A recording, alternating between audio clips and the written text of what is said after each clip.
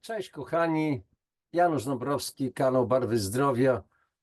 O czym dzisiaj porozmawiamy? Porozmawiamy o tym okresie życia dziecka, który jest szczególnie ważny, czyli ten początkowy okres życia dziecka, o tym jak należy dziecko karmić.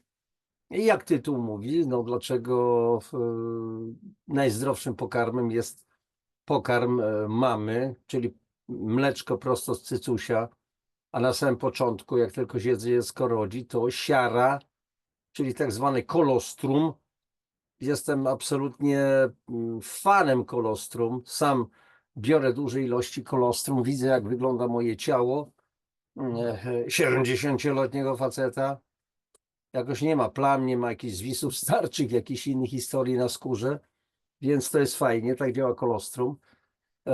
Czyli siara, czyli substancja produkowana przez każdą mamę, przez mamę każdego ssaka, bezpośrednio po urodzeniu tego ssaka, i dotyczy to również ssaka ludzkiego. I teraz, kochani, jest problem w ogóle, bo dzisiaj, nie wszystkie oczywiście, ale jest taka tendencja do pewnej łatwości. Niedawno przeczytałem wyznania pewnej polskiej celebrytki. Jakby to określić, no nie chciałbym oceniać, ale siłą rzeczy się zmusza. Odrobinka wiedzy, którą niektórzy posiadają, i jakaś tam w cudzysłowie pozorna sława, bo ktoś się pojawił w internecie, na Instagramie, czy na TikToku, czy gdzieś tam, czy zagrał jakąś rulkę w jakimś serialu oglądalnym przez miliony ludzi, przez ileś tam odcinków, daje asumpt do tego, żeby być aktorem sławnym, czy aktorką sławną i żeby wypowiadać się na tematy, o których nie mają pojęcia. I akurat ta dziewczyna jakie bulwersujące w ogóle słowa wypowiedziała na temat karmienia piersią. Chodziło o to, że no, piersi nie są od tego, piersi są od pieszczenia i tak dalej, więc stosuje jakieś środki zastępcze, mleka zastępcze i tak dalej. Swego czasu nakręciłem na podstawie artykułów z hipoalergicznych na temat tych mlek zastępczych, jak się fałszuje badania, że te mleka zastępcze, jakie mleka zastępcze?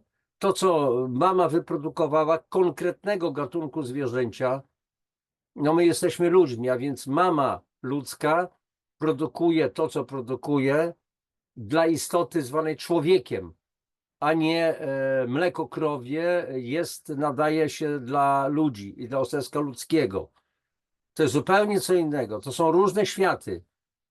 Dzieli nas tylko to, znaczy nie dzieli, łączy nas tylko to, że jesteśmy ssakami. Ale nie mamy rogów na przykład do budowania i kopyt, dla których jest potrzebna kazeina i tak dalej. A więc jak widzicie, temat nieco bulwersujący, przepraszam, tutaj zakłócenie, jakieś tam ciemne plamki się pokazują. Mam nadzieję, że w dalszym ciągu będzie ok. Jak nie, to przynajmniej będzie głos i obraz jaki taki. I słuchajcie, no dzisiaj posłużę się znowu jednym z moich artykułów, które zamieściłem już dawno na Just Paste It. Dawniej to był taki portal Ejoba, nieważne. I słuchajcie, i po prostu porozmawiajmy, bo wiecie doskonale, że jak czytam, czyli w ramach cyklu Tata czyta dzieciom, znacie mnie, że lubię się trochę powygłupiać, poszaleć i tak dalej. No więc taki artykuł kiedyś napisałem, bardzo dawno, popatrzcie, 2008 rok. Dlaczego karmić noworodki niemowlęta mlekiem matki? Niektórym się wydaje, że jak zamieściłem to w 2008 roku, no to może to być tak, jakbym się zamieścił to w 1808 roku, że od tamtej pory to się tak dużo zmieniło i tak dalej, i tak dalej. A ja zaraz tutaj muszę coś usunąć. Mam nadzieję, że to zniknie. Jakiś tam taki prostokąt, nie wiadomo jaki. Nie, sytuacja stała się coraz gorsza i jeszcze gorsza. Gorsza pod tym względem, że jakość produktów do jedzenia spada i to drastycznie. Oczywiście są firmy, które produkują dla dzieci takie zdrowe i tak dalej. Tymczasem generalnie jak się traktuje dzieci, nawet te nowonarodzone? Co się robi z nimi w pierwszej dobie życia? Co im się aplikuje? Jakie szczepionki, które mają niby wzmocnić odporność dziecka? A od czego odporność dziecka zależy? Przede wszystkim od jelita. U każdego z nas 80% mocy układu odpornościowego to jest jelito. A czy jelito dziecka po urodzeniu jest wykształcone tak do końca? I czy układ odpornościowy takiego dziecka również jest wykształcony do końca? No więc jeżeli się podaje jakieś szczypiorki, że tak powiem, ze śmietanką dla tego dziecka w pierwszej dobie życia, to co to dziecko sobie poradzi? Ten układ odpornościowy, żeby się nauczyć walczyć z tymi, powiedzmy, podanymi zabitymi nawet różnymi żyjątkami i tak dalej. Ja, wiecie, mówię to metaforycznie, z zrozumiałych względów. Co to są za bzdury w ogóle? Lekarze, to oni nie mają wiedzy, nie wiedzą o tym, że... Ale jadę na lekarza oczywiście w tym przypadku, bo przecież to jest woła pomsta do nieba. Bo pytanie jest takie, a dlaczego później dzieci po iluś tam latach, nawet 5-6-letnie, albo dzisiaj, nawet nie mające jeszcze roczku, zaczynają chorować na cukrzycę typu 1. Cukrzycę typu 1, czyli cukrzycę, która, oj przepraszam bardzo, bo tutaj jakieś problemy są, mam tutaj jakieś techniczne sprawy, coś mi tutaj nie chce się usunąć, no ale mniejsza z tym. Gdzie wyzepki beta-trzustkowe, czyli wyzepki Langerhansa nie wytwarzają insuliny. To dlaczego? Jak to tak przypadkiem się stało? Co? 50 czy 100 lat temu też dzieciaki miały z tym problem? No ale tu jest kontrargument, albo wcześniej, w tamtych latach nie było możliwości diagnoz. No mówią to, nie chcę określać odpowiednimi słowami tych ludzi, którzy tak to nazywają. Skąd się biorą alergie, skąd się biorą astmy?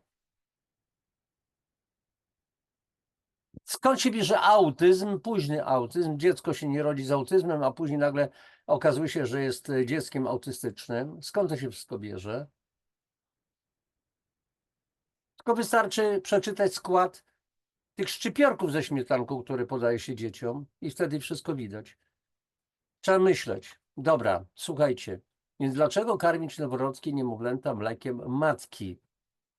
Słuchajcie, wszelkie poważne opracowanie naukowe stwierdzają jednoznacznie, mleko matki stanowi szczególny rodzaj pokarmu, nie produktu do jedzenia, tylko pokarmu, dostosowanego do indywidualnych potrzeb dziecka. Zawierają swoiste substancje i komórki odpornościowe, chroni niemowlęta przed infekcjami i alergiami.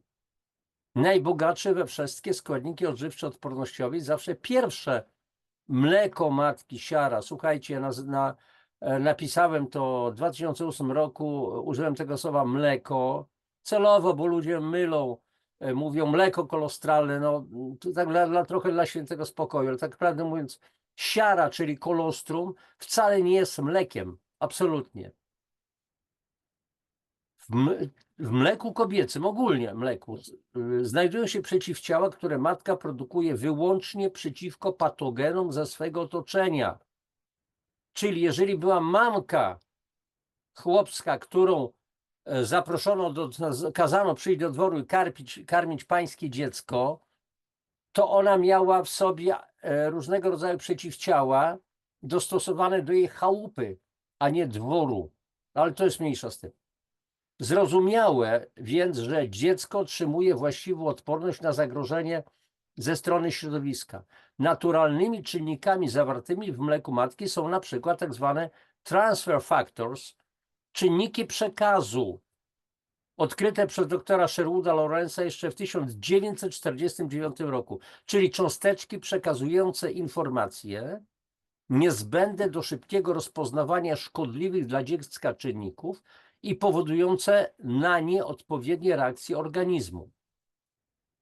Mleko matki zawiera ogromną ilość immunoglobuliny A, która chroni dojrzewające śluzówki układu oddechowego i pokarmowego przed atakami chorobotwórczych bakterii, wirusów i grzybów.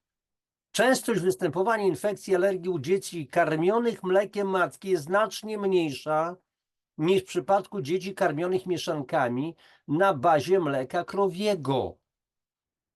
U tych ostatnich układ odpornościowy dojrzewa znacznie wolniej i podejmuje swoje funkcje dopiero w kilka miesięcy po porodzie. A w tym czasie dziecko karmione sztucznie nie dysponuje dostateczną obroną i jest narażone na choroby osłabiające organizm. Oczywiście, że oprócz immunoglobuliny A mleko kobiece zawiera cały szereg innych substancji spełniających swoją rolę odpornościową. I tak na przykład hormony i czynniki wzrostowe przyspieszają dojrzewanie przewodu pokarmowego dziecka. Polisacharydy, czyli tak zwane wielocukry, i mucyny, czyli główne białkowe składniki śliny, występujące także w śluzówce żołądka, jelit i w żółci, przechwytują, wiążą w kompleksy i zapobiegają przyleganiu chorobotwórczych drobnoustrojów do powierzchni śluzówek. Dalej, enzym lizozym, bardzo ciekawy, słuchajcie kochani, enzym obecny również w białku kurzym, ale przede wszystkim w białku tych kur, które chodzą w wolnym wybiegu, które są zdrowe. A więc enzym lizozym wydzielany zwłaszcza pod wpływem magnetostymulacji, zabiegi takie magnetostymulacyjne, takie quasi-magnetoterapia, rozrywa ściany komórkowe bakterii, dezaktywuje DNA wirusów i unieszkodliwia toksyny. Wolne kwasy tłuszczowe niszczą otoczki wchłoniętych wirusów. Laktoferryna, czyli rodzaj białka należącego do grupy metaloproteid, ogranicza wzrost chorobotwórczych bakterii przez ograniczenie im dostępu żelaza. Mleko kobiece zawiera również mnóstwo wyspecjalizowanych komórek systemu immunologicznego.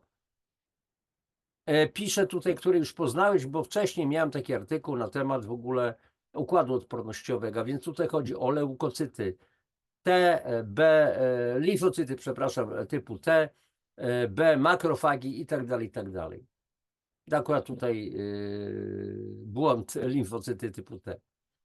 Mleko matki jest najzdrowszym i niezastąpionym pokarmem dla noworodka i niemowlęcia. I słuchajcie, tu nie trzeba po prostu jakiś nawet, no fajnie, że mamy dzisiaj badania, ale ludzie, jak to było, kochani, jak to było przez setki lat, tysiące lat? Przede wszystkim była pierś. Wszyscy o tym wiedzieli.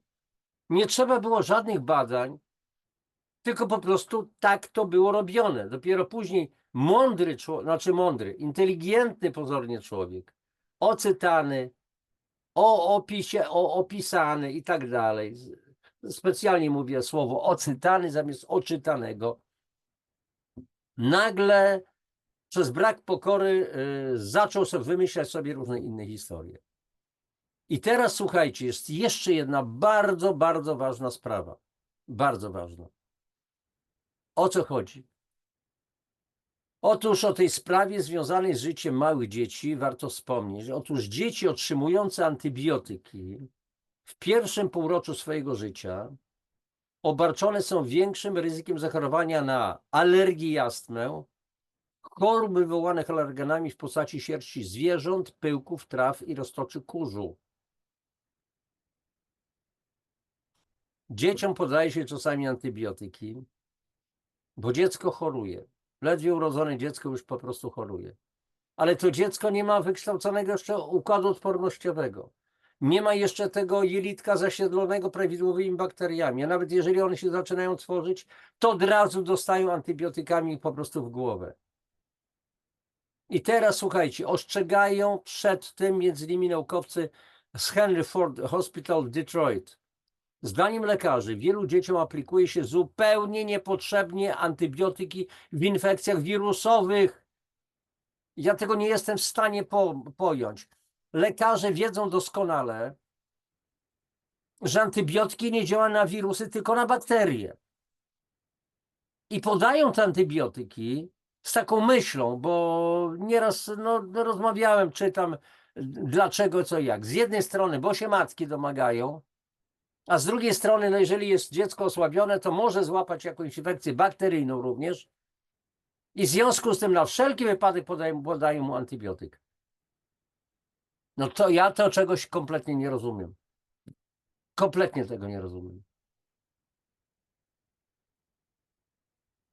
A więc zdaniem lekarzy, wielu dzieciom, tych lekarzy z Ford Hospital Detroit, Wielu dzieciom aplikuje się zupełnie niepotrzebnie antybiotyki w infekcjach wirusowych, w których takie leki są w ogóle nieskuteczne. Za to niezwykle skutecznie niszczą natomiast dobrą florę bakteryjną układu pokarmowego, przyczyniając się w ten sposób do zaburzeń układu odpornościowego. I teraz słuchajcie, jeszcze bardzo ważna rzecz. Jeszcze jeden bardzo istotny aspekt dotyczący karmienia dzieci piersią.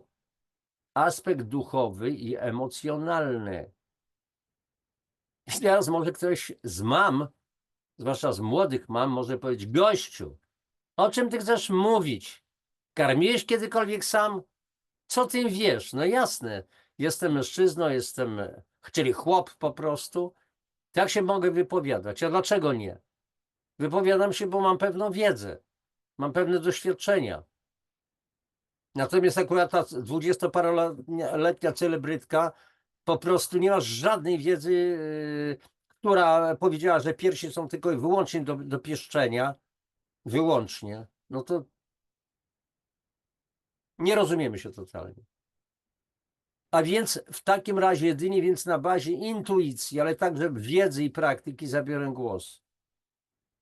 Jeśli mamy chcą, aby ich dzieci opływały we wszelkie dobra w życiu dorosłym, zarówno materialne, jak i duchowe, warto byłoby, aby karmiły je piersią w miarę długo.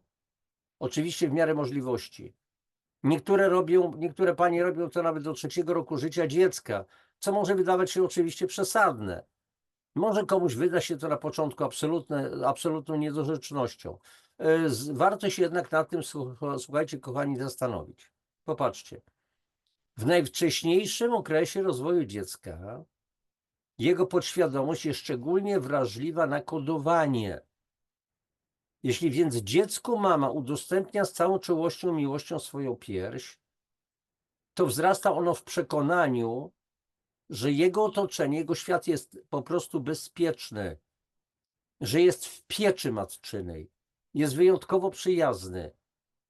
Przecież na początku to ty, mamo, jesteś dla twojego dziecka całym jego światem. No, wyobraźmy to sobie, przypomnijmy ewentualnie. Przytulone wsłuchuje się ono w rytm twojego serca. Znajomy rytm z życia płodowego. Twoje słowa, śpiewane kołysanki, pieszczotliwy dotyk, to wszystko rejestruje podświadomość. A więc dziecko rozwija się w wewnętrznym przekonaniu, że jest kochane, akceptowane, potrzebne, bez słów nawet, bez rozumienia. To są emocje. I potem w starszym wieku takie kody będą się powielały. Będą to kody zadowolenia, pomyślności, wewnętrznego spokoju, miłości, czułości, pewności siebie. Pewności siebie. Słowem tego wszystkiego, co mu ofiarowali jego rodzice, otoczenie. To oczywiście jest bardzo ważna rola ojca, bo jeżeli jego partnerka jest w ciąży, to też powinien dotykać do brzuszka przyszłej mamy, otaczać ją miłością, mówić do tego dziecka. No ale przez to Bachor nie słyszy. Bachor nie słyszy. Słyszy. A więc słuchajcie, z czasem młody człowiek może stać się również dla innych źródłem całego ofiarowanego mu bogactwa. A to bogactwo to kody, klucze, które przyciągną w przyszłości odpowiednich ludzi, sytuacje, które spełnią oczekiwania młodego człowieka. Przecież podobieństwa przyciągają się. Okazuje się w dodatku, że ludzie karmieni w niemowlęctwie bez ograniczeń piersią często twierdzą, że odczuwają bezpośredni kontakt z Bogiem. A czemu się tutaj dziwić? Przecież mają zakodowany w podświadomości wspaniały wzorzec źródła wszelkiej obfitości. Swoisty sezam, który zawsze otwierał się na każde ich życzenie. Spełniał każde ich pragnienia. Ale możemy, słuchajcie, jednak dać swoim dzieciom jedynie to, co sami posiadamy. Więc jeśli spodziewa się dziecka, to warto byłoby, abyście we dwójkę ze swoim partnerem spacerowali wśród zieleni, napawali oczy pięknymi widokami, abyście wpatrywali się w spokojną tą jeziora, leniwie płynącą rzekę, słuchali spokojnej, kojącej muzyki. Fajnie byłoby wielkich mistrzów sprzed wieku, Vivaldi, Brahms, Beethoven, muzyka Chopina i wielu innych mistrzów, Corelliego, żebyście wsłuchiwali się w szmer górskiego strumienia. Ten nieodzowny kontakt z przyrodą pozwoli odczuć tobie jako matce i wam jako rodzicom potęgę przyrody, majestat i moc. I w tym znajdziecie ukojenie, spokój i dobro. Posmakujecie błogostanu, ciszy, odprężenia. To jest bardzo ważne, to jest bardzo ważne. I jeszcze jedna rzecz. Warto otaczać się również mądrymi. Nie chodzi o wykształcenie, nie chodzi o inteligencję. Można być inteligentnym głupcem. Pozornie to dziwne jest. Dlatego, że wykształcenie i inteligencja nie jest równoznaczne z mądrością. Są zresztą różne rodzaje inteligencji. A więc warto otaczać się również mądrymi, kochającymi was ludźmi. Warto czytać optymistyczne powieści. Warto oglądać optymistyczne filmy, pełne radości. Warto także być wdzięcznym Bogu za swoje życie, za to życie, które rozpoczęło się w tobie. Dzięki wam, za zdrowie, za miłość bliskich. Za to, że ty, przyszła mamuśko, widzisz, czujesz, a ty też jesteś, chłopie, tatuśkiem przyszłym. Też powinieneś mieć poczucie wdzięczności. Zobacz, jakim darem zostałeś obdarzony. Mocą stwórczą. Mocą stwórczą. W najpiękniejszym akcie, gdzie dajemy jedno drugiemu najpiękniejsze rzeczy, całą swoją miłość, całe swoje uczucie, swoją delikatność, swoją czułość. A więc warto być wdzięcznym Bogu za wszystko. Za to, że widzimy, czujemy, dotykamy, smakujemy, że chodzimy, że mamy co jeść, że mamy gdzie mieszkać. Słucham, za całe dobro, które codziennie otrzymujemy.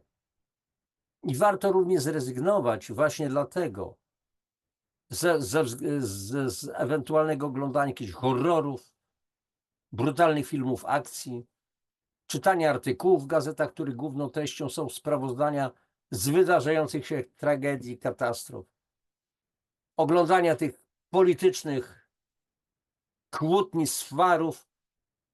Po co się denerwować? I tak to jest, kochani. Zatrzymuję udostępnienie.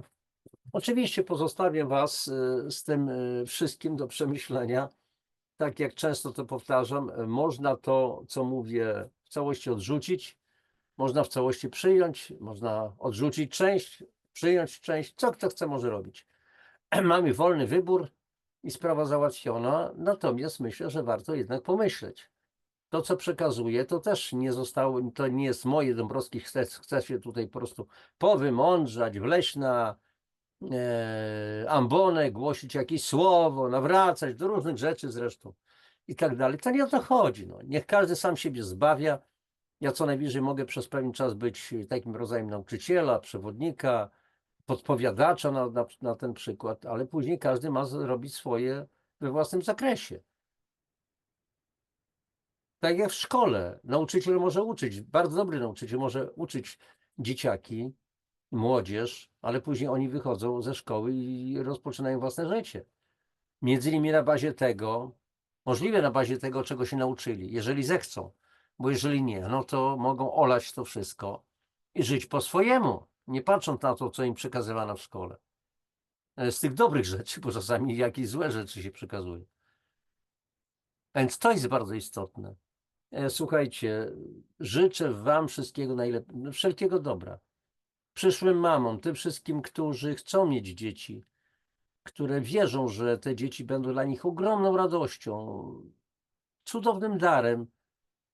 Niech te dzieci przyjdą do was, niech będą, wy bądźcie pełni miłości w stosunku do nich i te dzieciaki niech później otaczają was swoją miłością. Bądźcie pełni radości.